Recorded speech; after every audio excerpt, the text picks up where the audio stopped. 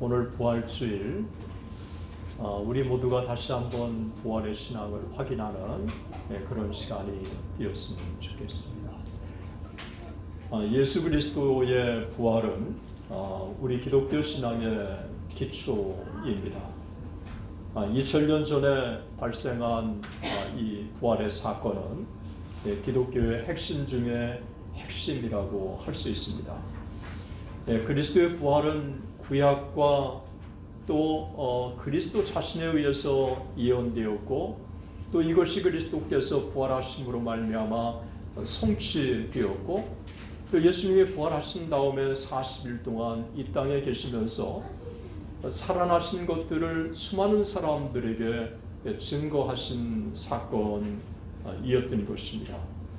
그래서 그리스도의 이 부활은 오순절 사건 이후 지금까지 기독교의 아주 중요한 사건이면서 너무도 중요한 사건이기 때문에 수많은 사람들이 부활의 신앙을 공격하는 이 공격의 핵심 주제이기도 했던 것입니다. 그리스도의 부활이 없다고 한다면 우리는 죄 가운데 구원받을 수 없었을 것이고 또 미래에 대한 부활의 소망이 우리들에게도 없었을 것이라고 생각을 합니다. 만약에 부활이 없었다면 기독교는 하나의 윤리적인 종교로 그쳤을 것이라고 생각을 합니다. 부활이 기독교의 생명이라고 하는 사실은 사복음서를 통해서 우리가 어렵지 않게 확인할 수 있습니다. 예수님께서는 공생애 동안에 참으로 부활에 대해서 많은 말씀을 하셨습니다. 요한복음 5장 29절에 보면 우리 주님께서 선한 일을 행한 자는 생명의 부활로 그리고 악한 일을 행한 자는 심판의 부활로 나오리라고 말씀을 하셨습니다. 그리고 죽은 나사로의 무덤 앞에서 주님께서 나사로가 일어날 것이라고 이야기했을 때 마르다는 마지막 날에 부활할 것이라고 그렇게 이야기를 합니다. 이 마르다도 부활의 신앙을 가졌던 것을 우리는 어렵지 않게 읽을 수 있습니다. 죽은 나사로의 이 시체 앞에서 우리 주님께서 나는 부활이요 생명이니 나를 믿는 자는 죽어도 살겠고 무릇 살아서 나를 믿는 자는 영원히 죽지 아니하리라. 이것을 내가 믿느냐라고 말하셨습니다. 그리고 어제 말씀을 제가 묵상하면서 그전에도 깨달았지만 예수님께서 십자가에 달려 돌아가실 때 성소의 휘장이 갈리면서 찢어지면서 무덤에서 잠자는 수많은 영혼들이 부활해서 무덤에서 나와서 예루살렘의 성에 많은 사람들에게 보이는 사건이 있었습니다. 예수님의 부활이 역사 속에 일어난 사건이라고 하는 것을 우리 주님께서는 실제로 가르치시고 그리고 행동으로 보여주셨고 그리고 실제로 이 놀라운 사건들이 일어나고 그래서 예수님의 이 부활의 사건이 역사 속에 일어난 실존의 사건이라고 하는 것을 성경은 우리에게 분명하게 보여주고 있는 것입니다. 복음주의자 존 스타트는 그래서 이렇게 얘기했습니다. 부활이 사실이라면 분명히 부활은 큰 의미를 갖습니다. 나사렛 예수가 죽음에서 부활했다면 그는 논쟁의 여지가 없는 특별한 인물인 것은 분명합니다.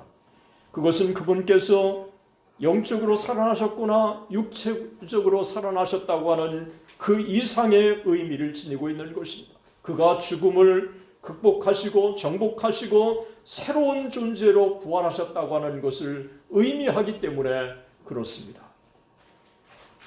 그런데 현대인들은 바울이 아레오파고에서 설교하는 것을 들었던 아테네 사람들과 똑같이 부활에 대해서 경멸적인 사람들이 너무도 많았다고 하는 것입니다. 아레오파고 사람들은 뭐라고 그랬습니까? 죽은 자의 부활을 듣고 어떤 사람들은 조롱하더라. 어떤 사람들은 조롱하더라. 심지어 제자들도 처음에는 주님의 부활을 의심했습니다. 예수님 당시에 부활을 믿지 않는 많은 사람들이 있었습니다.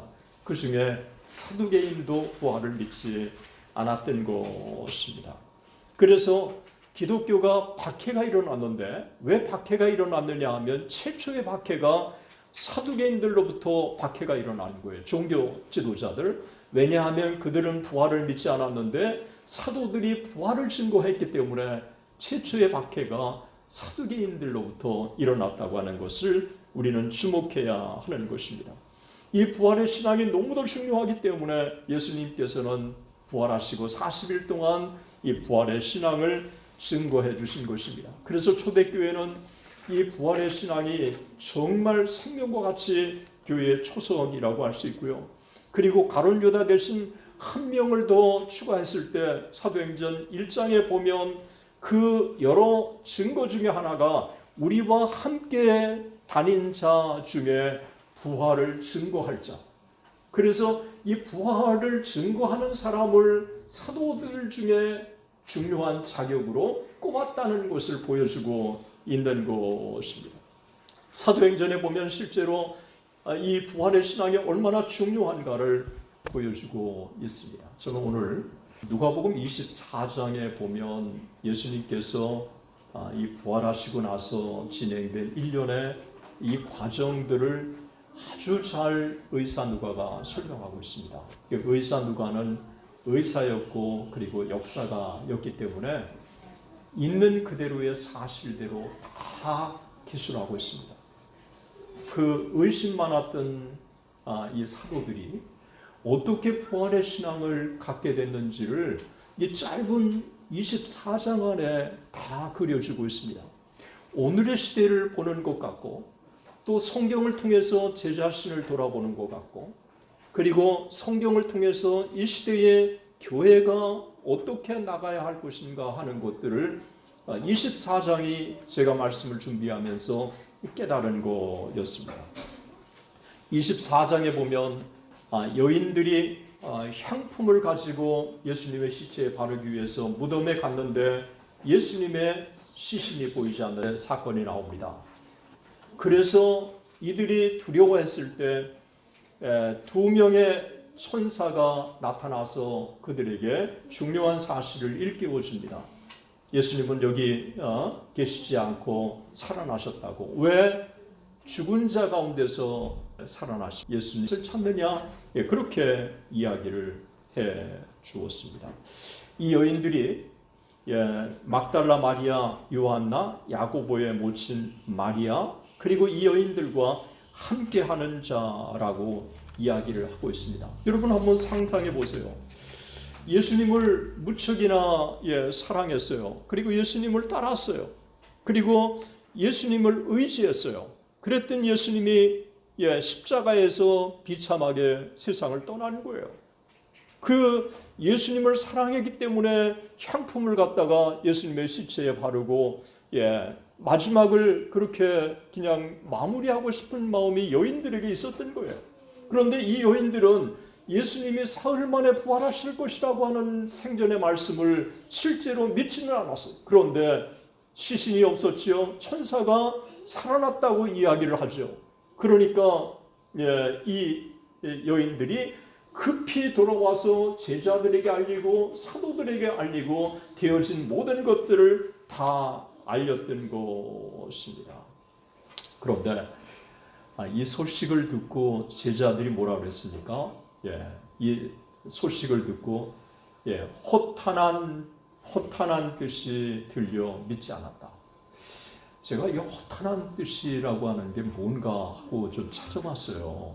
이 허탄한 거 보니까 난센스라고 얘기했더라고요. 이게 어떤 때는 영어가 더 그냥 쉽게 다가올 때가 있어요. 이 난센스. 여러분 난센스가 뭐예요? 합리적이지 않을 때, 논리가 맞지 않을 때, 그리고 도저히 현실적으로 받아들이기 힘들 때 난센스라고 하는 거 아닙니까? 그러니까 이 여인들이 부활을 예수님이 살아나셨다고 하는 것을 천사로부터 들었고 시신이 없는 것도 봤고 이 모든 것들을 이 사도들과 제자들에게 이야기했음에도 불구하고 이 제자들은 난센스라고 그렇게 받아들였다고 하는 것입니다. 여러분, 예수님은 제자들과 함께 3년 동안 동고동락을 했고, 그리고 놀라운 기적을 베푸셨고, 그리고 안진뱅이를 일으키시고, 심지어 나사로를 죽음에서 살리시고, 그리고 나는 부활이요 생명이라고 말씀하셨고, 그리고 인자가 고난을 받고 3일 만에 사흘 만에 죽은 자 가운데서 살아날 것이라고 그렇게 말씀하셨고, 그리고 여인들이 한 명도 아니고 적어도 5명 되는 이 여인들이 와서 하나같이 증거한 거였습니다. 구약에 2명의 증인만 있어도 법적인 효력이 있는데 5명의 증인이 와서 그 사실을 다 이야기해 준 거였습니다. 그런데 제자들이 nonsense. 여러분,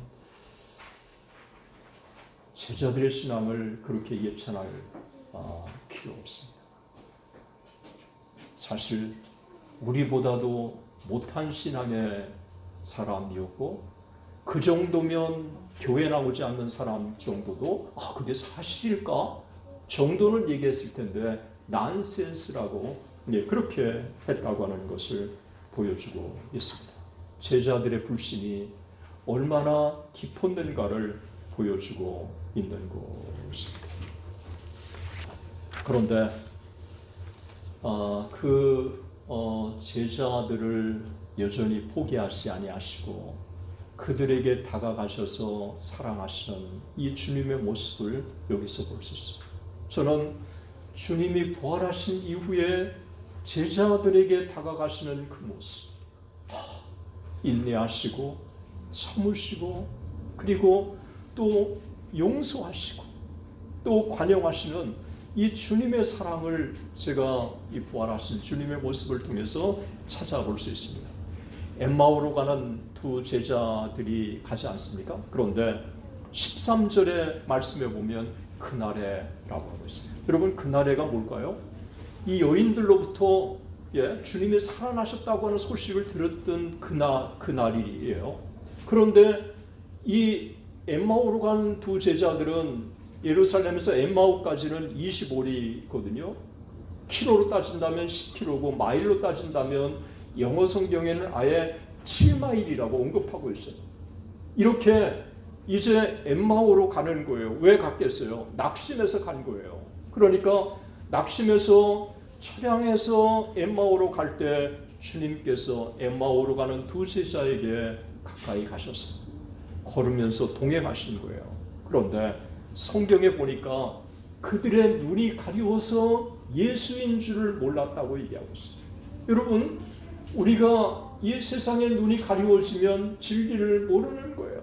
그래서 이 세상에 많은 사람들이 눈이 가리워지면 진리를 모르기 때문에 오늘 여기에서 의사 누가는 아주 냉정하게 그들의 눈이 가리워서 예수인 줄 알지 못했다고 얘기를 하고 있어요. 예수님이 그들에게 물어보셨습니다. 그들이 대화를 나누지 않습니까? 되어진 일들을 놓고 서로 얘기한 거예요. 야, 도대체 이런 일이 어떻게 일어날 수 있어? 아니, 그 위대한 선지자라고 우리가 따랐는데 그냥 죽고 말았잖아. 몇 명의 여인들이 와서 이야기는 했지만 그거 우리 사실로 믿겠어? 이렇게 이야기하면서 엠마오로 향해서 터덜터덜 힘없이 가고 있을 때 주님께서 이 두 제자에게 다가가셔서 그렇게 물어보셨어요. 너희가 나누는 대화가 무엇이냐? 라고 그렇게 물어보신 거예요. 여러분, 이 2명의 제자가 가다가 멈칫한 거예요. 아니, 이런 질문을 해? 세상에 온갖 소식들이 다 지금 들리고 있는데 어떻게 이 사실을 모를 수 있어? 이렇게 물어본 겁니다. 당신이 예루살렘에 우거하면서 근일에 거기서 된 일을 홀로 알지 못하느냐? 홀로 알지 못하느냐? 이 말이 뭐예요? 너만 알지 못하지 지금 예루살렘에서 되어진 소동이 대단한 거야. 왜 그것도 몰라? 이렇게 예수님에게 그냥 반문한 거였어요. 이때 예수님께서 그리스도가 이런 고난을 받고 자기의 영광에 들어가야 할 것이 아니냐 하시고 모세와 선지자의 글로 시작해가지고 모든 성경에 예언된 자기에 관한 모든 것들을 다 풀어주었다고 그렇게 말씀을 하고 있습니다. 여러분, 모세의 글로부터 그리고 선지자의 글로부터 시작해가지고 모든 성경에 있는 것들을 예수님에 관한 기록을 풀어주려면 시간이 얼마나 걸렸을까요?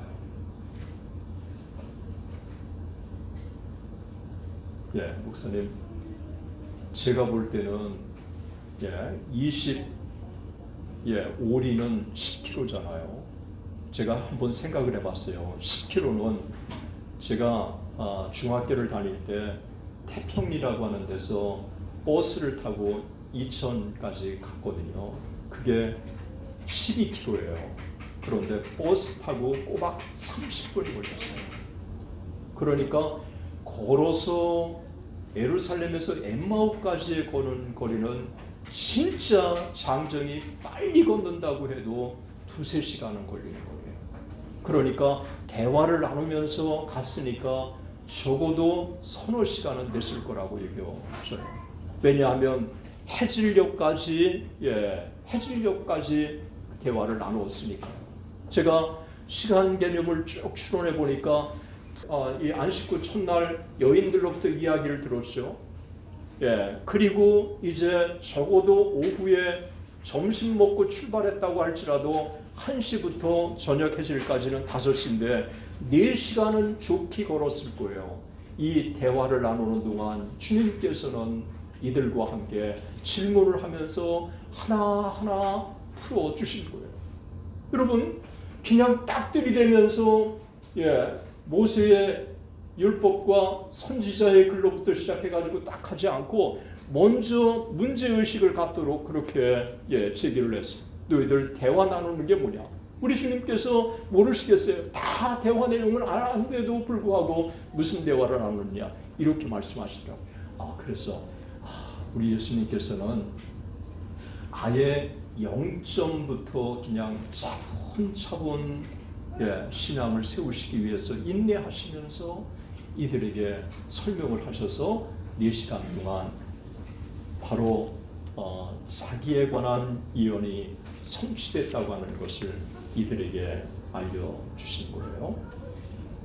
여러분, 이 이야기를 들었을 때 이 2명의 제자들이 뭐라고 얘기했습니까? 말씀을 풀어줄 때에 우리의 마음이 뜨겁지 아니하느냐라고 얘기를 하고 있습니다. 말씀을 풀어줬을 때 이들의 마음이 뜨거워졌다고 하는 것을 보여주고 있고요. 그 다음에 떡을 떼서 이 2명의 사람들에게 주셨어요. 그럴 때 그들의 눈이 열리게 됩니다. 그들의 눈이 열리게 됩니다. 그래서 비로소 예수님이 누구인지를 보게 된 것입니다. 저는 여기서 이 2명의 엠마오로 가는 제자들을 우리 주님께서 얼마나 사랑하시는지. 여러분, 먼저 다가가셨잖아요. 그리고 같이 동행하셨잖아요. 그리고 말씀을 통해서, 성경을 통해서 일깨워 주셨잖아요. 그리고 함께 음식을 먹으셨잖아요. 그리고 떡을 떼서 축사하신 거예요. 여러분, 떡을 떼서 축사하신 거는 오병이어의 기적, 그 수많은 정말 남자들만 5,000명이 보지 않았습니까? 이 모든 장면들을 너무도 생생하게 기억하고 있는 사람들이라 이 2명의 제자도 주님을 상기했습니다. 그런데 떡을 떼서 축사하시는 모습, 이 모든 것들을 볼 때 그분이 주님이라고 하는 사실이 눈이 열리니까 예수님인 것을 보게 된 거예요. 여러분, 여기서 주님께서 이니셔티브를 지고 주님이 다가가셨죠. 동행하셨죠. 물으셨죠. 설명하셨죠. 성경을 통해서 풀어주셨죠. 그들의 눈이 열렸죠. 그리고 떡을 떼서 주셨죠. 이 모든 것들이 우리 주님께서 이 제자들을 사랑하시는 그 사랑을 우리가 여기서 확인할 수 있는 것입니다. 주님을 발견하고 나니까 어떻게 됐습니까? 하루를 유하기 위해서 숙소까지 정한 것 같은데 바로 말씀해 보면 뭐라고 그랬습니까? 24장 33절과 34절 우리 한번 같이 보겠습니다. 33절과 34절 같이 우리 함께 합독을 하시겠습니다. 곧 그때로 일어나 예루살렘에 돌아가 보니 11사도 및 그와 함께 한 자들이 모여 있어 말하기를 뭐 보세요. 곧 그 시로 일어나. 이 말은 주님을 딱 발견하고 나니까 그냥 주체할 수가 없어서 딱 행동하는 거예요. 여러분, 부활의 주님을 만나면 달라지는 줄로 믿습니다. 부활의 주님을 만나면 인생이 바뀌는 줄로 믿습니다. 부활의 주님을 만났을 때 우리의 가치관과 시각과 모든 것들이 달라지는 것을 엠마오로 가는 이 두 제자는 우리에게 보여주고 있는 것입니다. 그래서 즉시 사도들과 그와 함께 있는 자들에게 간 거예요. 그런데 가서 보니까 그들에게도 변화가 생긴 거예요. 무슨 변화냐? 주께서 과연 살아나시고 시몬에게 나타나셨느니라 라고 그렇게 서로 이야기를 나누고 있는 것입니다. 그런데 이 두 사람이 길에서 되어진 일 그리고 떡을 떼심으로 자기들에게 주님이 알리신 일들을 그에게 이야기해 준 것입니다. 제가 이제 나이가 좀 들어가고 그러면서 제 안에 하나 이렇게 변화가 있다고 한다면 모든 사람이 다 내가 갖고 있는 동일한 신앙을 갖고 있는 게 아니구나 하는 거를 제가 이 나이가 들어가면서 깨닫고 있습니다. 그리고 제가 보고 있는 시각과 다른 시각을 여러 사람들이 갖고 있구나 라고 하는 것도 느꼈고요. 그리고 뭐 박사과정에 공부를 하고 또 학생들을 가르치고 30년 동안 했어도 내가 이야기한 거라고 해서 모든 사람들이 내 말에 귀를 기울이는 것은 아니구나. 그래서 제 자신의 평범함을 보게 되고 동시에 제 자신의 겸손함을 갖게 되고 그리고 동시에 나와 다른 사람에 대한 디퍼런스, 이 다름에 대한 것들에 대한 이해를 점점 더 많이 하고 있습니다. 우리 주님께서는 정죄하지 않으셨습니다. 부활을 왜 믿지 않느냐라고 하면서 정죄하지 아니하시고 차분하게 주님께서는 부활을 설명해 주신 것입니다. 11 제자들에게 오늘 본문의 말씀에 같이 읽은 이 본문의 말씀에 11 제자들에게 나타나셨습니다. 24장 38절과 41절을 한번 봐주시면 좋을 것 같습니다. 24장 38절과 41절 두 절을 한번 같이 읽겠습니다. 38절 먼저 읽습니다. 예수께서 이르시되 어찌하여 두려워하며 어찌하여 마음에 의심이 일어나느냐. 여러분 한번 보세요. 이 11명의 제자들은 여러 여인으로부터 이야기를 들었죠. 엠마오로 가는 2명의 제자들로부터도 이야기를 들었죠. 그리고 또 심지어 수석 제자인 베드로에게 나타나신 이야기도 들었죠. 여러분 이 정도면 주님이 부활하셨다고 확신해야 하지 않을까요? 그런데도 여전히 두려워하여 마음에 의심이 있었기 때문에 주님이 왜 마음에 의심이 있느냐라고 물어보신 거예요. 그리고 41절에 우리 함께 또 보겠습니다. 41절 말씀 같이 보겠습니다. 그들이 너무 기쁨으로 아직도 믿지 못하고 아직도 믿지 못한 것입니다. 예수님께서 11명의 제자들에게 왜 나타나셨을까요? 11명의 제자들이 그런데도 불구하고 여전히 부활을 믿지 못하기 때문에 확신하지 못하기 때문에 11명의 사도들에게 나타나신 것입니다. 여러분, 또 아이러니 아닙니까? 여인들은 천사 이야기를 듣고 다 믿었어요. 엠마오로 가는 제자들도 다 믿었어요. 베드로에게 나타나셔서 베드로도 믿었던 것 같아요. 그런데 그 모든 증인을 다 듣고도 11명의 사도들이 믿지 않았어요. 여러분, 저 같으면 그만둬 그랬을 거예요. 그런데 이 11명의 제자들을 여전히 사랑하시고 그들에게 직접 나타나신 거예요. 여러분, 36절을 주목해 보세요. 36절에 이 말을 할 때에 예수께서 친히라고 했어요. 친히. 그러니까 직접 그들에게 나타나신 것. 친히. 이 말은 제자들을 사랑하시기 때문에 친히 그들에게 나타나신 거예요. 그들이 의심하는 것도 우리 주님은 다 아셨어요. 그런데도 그들을 포기하지 아니하시고 그들에게 다가가셔서 그들에게 주님이 살아나셨다고 하는 것을 증거해 주신 거예요. 여러분, 이 부활의 이 신앙을 제자들에게 확인시켜 주어야 이 제자들이 비로소 주님의 진정한 부활의 신앙의 증인으로 거듭날 수 있기 때문에 우리 주님께서 포기하지 아니하시고 제자들에게 다가가시는 것입니다. 의심하는 제자들, 여전히 사랑하시는 이 주님, 이 둘이 분명히 대비를 이루고 있는 거예요. 그들에게 다가가셔서 손과 발까지 보여주셨어요. 여러분, 손과 발을 보여주신 것은 11 사도들에게 유일한 거예요. 손과 발을 봐라 라고 얘기하시고, 왜 보여주셨습니까? 영이라고 얘기를 하니까 영은 뼈와 살이 없으되 뼈와 살이 있지 않느냐. 그리고 부활하신 그 주님이 십자가에 달려 돌아가신 본인이라고 하는 사실을 못자국과 여러분 이 발에 있는 자국을 보면 주님이신 것을 제자들이 알 수 있으니까 우리 주님께서 그렇게 제자들에게 하신 것입니다. 여기에 그치지 않고 너희들 먹을 것이 있느냐라고 물어봤어요. 먹을 것이 있느냐라고 하는 걸 왜 물어봤을까요?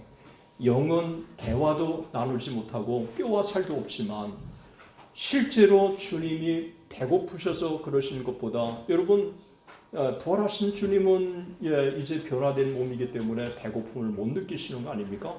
그런데 구운 생선을 먹으신 거예요. 왜 그랬을까요? 실제로 부활하신 몸이라고 하는 것을 제자들 앞에서 보여주시기 위한 것입니다. 우리 주님께서는 하나하나의 섬세한 모습을 보면서 이 모든 것들을 제자들이 믿게 하시기 위해서였습니다.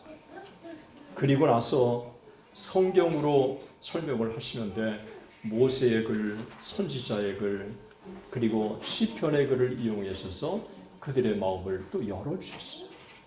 그리고 다 설명을 하시고 나서 그들에게 그것으로 끝나지 않고 그들에게 아주 위대한 위임을 해주었습니다.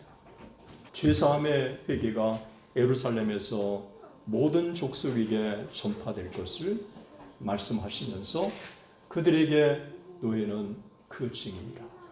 여러분 무슨 증인이에요? 부활의 증인. 내가 살아났다고 하는 부활의 증인. 오늘날 교회는 부활의 신앙을 회복해야 할 줄로 믿습니다. 그리고 우리 역시 정말 부활의 신앙을 우리가 확신한다면 2명의 엠마오로 가는 제자들처럼 우리가 현 상태에 머물러 있지는 않을 거라고 생각합니다. 이 부활의 신앙이 너무도 중요하기 때문에 우리 주님께서는 포기하지 아니하시고 여전히 사도들에게 다가가시고 일깨우시고 설명하시고 또 확인시켜 주시고, 그래서 이 믿지 않는 그 난센스라고 했던, 그렇게 생각했던 이 제자들의 이 불신앙을 예수님이 살아나셨다고 그렇게 생명 내걸고 담대하게 외치는 변화된 베드로의 모습으로 바꿔주십니다. 우리 주님이신 줄로 믿습니다.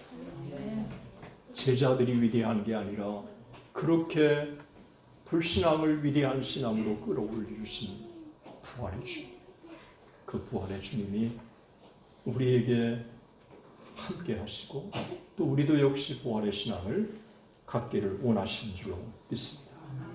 그래서 그 부활의 신앙을 확인하고 나서 주님이 제자들을 데리고, 여러분 50절에 보면 데리고 나가신 거예요. 따라간 게 아니라 데리고 나가신 거예요. 마지막까지 데리고, 50절에 보면 예수께서 그들을 데리고 베다니 앞까지 나가사 손을 들어 그들에게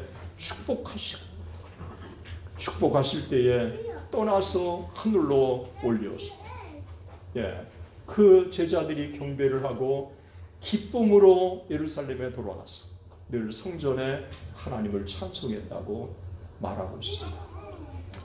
부활의 신앙을 회복하니까 그들에게 기쁨이 있었던 거예요. 그리고 늘 성전에 있고 싶은 마음이 생긴 거예요. 그리고 하나님을 찬양하는 사람으로 바뀌게 된 거예요. 이 부활의 신앙. 저는 오늘 아침 제 자신의 부족한 점을 돌아보고 또 여전히 하나님이 여전히 얼마나 제자들을 사랑하시는가를 보여주면서 이 땅에 이 주님의 사랑이 얼마나 위대한지, 그리고 이 부활의 신앙이 얼마나 중요한지, 그리고 이 부활의 신앙을 갖게 됐을 때 정말 기쁨이 있고 늘 성전에 거하고 싶고 그리고 하나님을 찬양하는 사람으로 제자들이 바뀐 것을 보고 있습니다. 이제 정리를 하겠습니다.